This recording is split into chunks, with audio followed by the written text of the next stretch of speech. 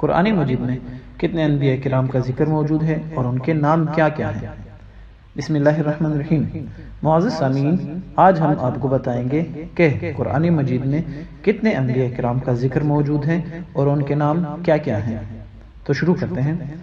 حضرت آدم علیہ السلام، حضرت ادریس علیہ السلام، حضرت نوح علیہ السلام، حضرت ہود علیہ السلام، حضرت صالح علیہ السلام، حضرت ابراہیم علیہ السلام، حضرت لوط علیہ السلام، حضرت اسماعیل علیہ السلام، حضرت اسحاق علیہ السلام، حضرت یعقوب علیہ السلام، حضرت یوسف علیہ السلام، حضرت ایوب علیہ السلام، حضرت شعیب علیہ السلام، حضرت موسیٰ علیہ السلام، حضرت ہارون علیہ السلام، حضرت ذوالکفل علیہ السلام، حضرت داؤد علیہ السلام، حضرت سلیمان علیہ السلام، حضرت الیاس علیہ السلام، حضرت یسع علیہ السلام، حضرت یونس علیہ السلام، حضرت زکریا علیہ السلام، حضرت یحییٰ علیہ السلام، حضرت عیسیٰ علیہ السلام، حضرت عزیر علیہ السلام، اور آخر میں تاجدار ختم نبوت حضرت محمد رسول اللہ صلی اللہ علیہ وآلہ وسلم۔